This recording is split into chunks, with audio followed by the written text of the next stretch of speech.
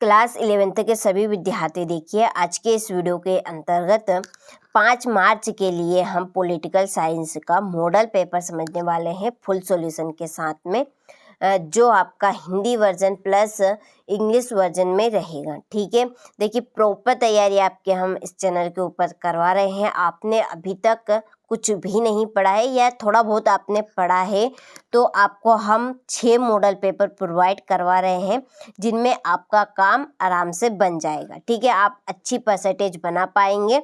तो इसके लिए आप चैनल के ऊपर पहली बार है तो चैनल को सब्सक्राइब जरूर करके रखिएगा। ठीक है, तो चलिए बिना किसी डाउट के वीडियो को शुरू करते हैं। और देखिए पहले से ही मैंने टिक मार्क करके रखे हुए हैं ताकि आप सभी का ज़्यादा टाइम वेस्ट ना हो। ठीक है, चलिए तो वीडियो को बिना किसी डाउट के शुरू करते हैं और चलिए प्रश्न की ओर बढ़ते हैं। ठीक है, तो देखिए पहला प्रश्न है कि भारत के प्रथम निर्वाचन आयुक्त कौन थे। तो भारत के प्रथम निर्वाचन आयुक्त थे सुकुमार सेन।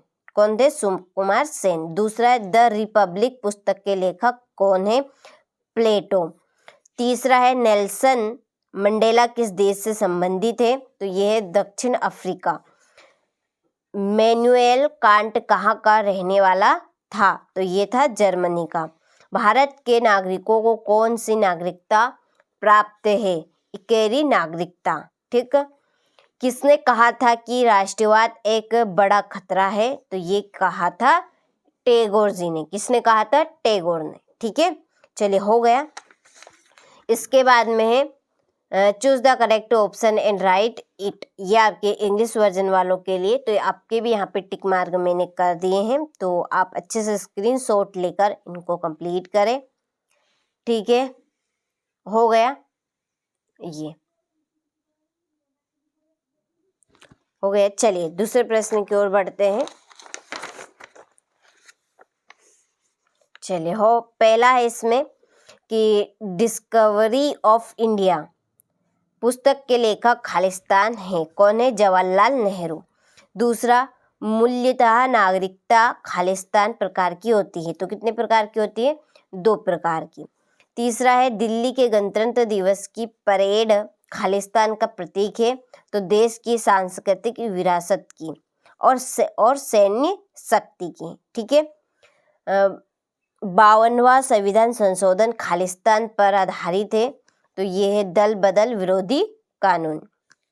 अगला है सुकरात के शिष्य का नाम खालिस्तान है प्लेटो। प्राचीन भारत में न्याय खालिस्तान के साथ जुड़ा था, धर्म के साथ। हो गया। चलिए तो यहाँ से आप स्क्रीनशॉट ले लीजिए। इसी के नीचे इंग्लिश वर्जन वालों के लिए fill in the blanks. The author of the book discovery of India is. कौन है? जवाहरलाल नेहरू।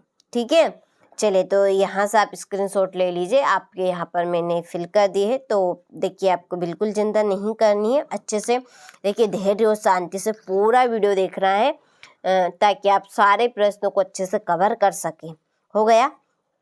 चलिए अगला क्वेश्चन है, सत्य सत्य लिखिए। पहला, धर्मनिरपेक्ष राज्य का कौन धर्म नहीं होता? धर्मनिरपेक्ष राज्य का कोई धर्म नहीं होता है। तो ये बिल्कुल सत्य है। ठीक है, धर्मनिरपेक्ष में कोई किसी भी तरह का भेदभाव नहीं रखा जाता है। शिक्षा समवर्ती सूची का विषय है सत्य। लोकसभा का कार्यकाल 6 वर्ष होता है, असत्य। भारत का संविधान लिखित एवं निर्मित है, बिल्कुल सत्य है। छुआछूत गैर कानूनी नहीं है, असत्य। छुआछूत एक गैर कानूनी है। ठीक है, सर्वोच्च न्यायालय मौलिक अधिकारों का रक्षक है, सत्य। हो गया। चलिए यहाँ से आप स्क्रीनशॉट ले लीजिए। इसी के नीचे ये आपके इंग्लिश वर्जन वालों के लिए। इसके बाद है अगला प्रश्न, सही जोड़ियां बनाइए। तो यहाँ पे मैंने जोड़ के नंबर डाल लिए हैं। तो कौन सी किसकी जोड़ी है, इस तरह से नंबर डाले हुए हैं, तो स्क्रीनशॉट आप ले लीजिए। हो गया। चलिए यहाँ से इंग्लिश वर्जन वाले ले। हो गया। चलिए एक वाक्य में उत्तर लिखिए। पहला है, विश्व का सबसे विस्तृत लिखित संविधान किस देश का है? तो भारत का। राष्ट्रपति लोकसभा में कितने सदस्यों को मनोनीत करता था? तो 2 सदस्यों को। संघ सूची के विषय पर कानून कौन बनाता है? संसद। ग्राम पंचायत के मुखिया को क्या कहते हैं? सरपंच। भारतीय संसद में कितने सदन हैं? 2। कौन कौन से? लोकसभा और राज्यसभा। सर्वोच्च न्यायालय के मुख्य न्यायाधीश की नियुक्ति कौन करता है? राष्ट्रपति। और स्वतंत्रता, समानता और भाईचारा किस क्रांति का नारा था? तो ये था फ्रांसीसी क्रांति का।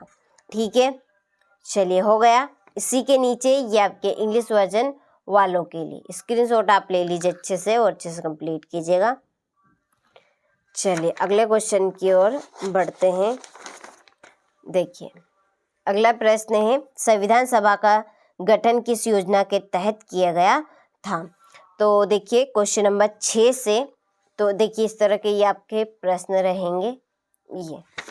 ठीक है, तो क्वेश्चन नंबर 6 से, तो जो क्वेश्चन नंबर आपके 23 है, ठीक है, 23 तक अथवा सहित जो प्रश्न हैं इनकी आंसर शीट आपको एप्लीकेशन के ऊपर मिलेगी। और जैसा कि मैंने आपको शुरू में कहा था कि आपको हर एक सब्जेक्ट के हम 6 मॉडल पेपर प्रोवाइड करवा रहे हैं, तो इन 6 मॉडल पेपर का जो सॉल्यूशन है वो आपको एप्लीकेशन के ऊपर मिलेगा। तो एप्लीकेशन आपको कहाँ से करनी है डाउनलोड? तो आपको प्ले स्टोर खोलना है, सर्च बटन पर आपको सर्च करना है, ठीक है, सर्च करना है NCERT कोचिंग, ये ठीक है, स्पेलिंग देख लीजिएगा। इस तरह से आप जैसे ही सर्च करेंगे तो ये NCERT कोचिंग के नाम से ऐप आ जाएगी। ठीक है, इसी के ऊपर आपको क्लिक करना है। देखिए यहाँ पर आप देख लीजिए इस तरह का ये लोगो रहेगा। ठीक है, जब आप सर्च करने के बाद इंस्टॉल करेंगे, ओपन करेंगे, रजिस्टर करने का ऑप्शन आएगा। तो इसके आगे की जो प्रोग्रेस है उसके लिए एक सेपरेट वीडियो हमने चैनल के ऊपर डाल दिया है, आप उसको देख लीजिएगा। इस वीडियो को डिस्क्रिप्शन में उसकी आपको लिंक मिल जाएगी। ठीक है, तो देखिए इस एप्लीकेशन के ऊपर आपको हर एक क्लास के मॉडल पेपर मिलेंगे, चाहे आप 9th से हो, 10th से हो, 11th से हो या 12th से हो। हर एक क्लास के मॉडल पेपर और कुछ एक्स्ट्रा चीज़ें भी आपको हम अलग से इसमें दे रहे हैं जो प्रॉपर प्योर रहेगी, यानी कि पकी पकाई आपको खीर एप्लीकेशन के ऊपर मिलेगी। भटकने की कोई ज़रूरत ही आपको नहीं पड़ेगी, इधर उधर बिल्कुल नहीं भटकना है। एप्लीकेशन पे आप रजिस्टर करवा जाइए और जुड़ जाइए, आराम से आप सारे प्रश्न इसमें से कवर कर पाएंगे। ठीक है, आपको इधर उधर भटकना नहीं पड़ेगा। इसके ऊपर कुछ चीज़ें आपको फ्री कंटेंट में दी जाएगी, कुछ चीज़ों पे आपको पेड करना पड़ेगा। क्यों पेड करना पड़ेगा? देखिए इसका भी एक रीज़न है। देखिए आप 1 रुपये का शैम्पू भी खरीदते हैं तो उसके ऊपर भी टैक्स लगता है, आप जानते ही है। 5 रुपये की पेन क्यों ना हो उसके ऊपर भी टैक्स लगता है। तो हर एक चीज़ पर टैक्स लगता है। तो ये तो एप्लीकेशन है, ठीक है, साइट पे से इसको हमने बनवाई है, तो इसके ऊपर भी टैक्स लगता है। तो इस पर छोटा मोटा टैक्स तो नहीं लगेगा, 1-2 रुपये का ज़्यादा ही लगेगा। और जो ऑनलाइन है, ठीक है, ऑनलाइन है, उसके ऊपर भी टैक्स लगता है। तो देखिए उस वजह से हमने चार्जेस के ऊपर रखा हुआ है। तो देखिए हमारा तो बताने का था, आपको करना आप ही को है। किसी भी तरह का इसमें आपको कंफ्यूजन लगे या किसी भी जानकारी के बारे में आपको पूछना हो तो डिस्क्रिप्शन में नंबर दिए गए हैं, आप उन नंबर पे कॉल करके ले सकते हैं। ठीक है, और रही बात इन प्रश्न के आंसर की, वो आपको एप्लीकेशन के ऊपर ही मिलेंगे। देखिए 6 मॉडल पेपर दे रहे हैं, आप कितने मॉडल पेपर के खुद से क्वेश्चन करेंगे? ठीक है, तो 1-2 के तो आप कर लेंगे, फिर भी तो 4 बचेंगे। तो उसके लिए आप रजिस्टर जरूर करवाइए, क्योंकि आपको हर एक सब्जेक्ट के प्रॉपर तरीके से पूरा सॉल्यूशन दिया जा रहा है। ठीक है, कुछ चीज़ें एक्स्ट्रा भी एकदम प्योर रहेगी। और देखिए हम आपको एग्ज़ाम के 1-2 दिन पहले कुछ चीज़ें भी देंगे जो एकदम प्योर रहेगी, आप समझ सकते हैं। वो उन्हीं के पास पहुंचेगी जो एप्लीकेशन के साथ जुड़ा हुआ है, जिन्होंने रजिस्टर करवा कर रखा है। ठीक है, आपने अभी तक नहीं करवाया है तो आप ज़रूर प्ले स्टोर पे से डाउनलोड करके रजिस्टर करवा लीजिए। ठीक है, देखिए 7वां प्रश्न है, प्रधानमंत्री की नियुक्ति किस प्रकार होती है? राज्यसभा के राष्ट्रपति कितने सदस्य मनोनीत कर सकता है? न्यायपालिका की स्वतंत्रता का क्या अर्थ है?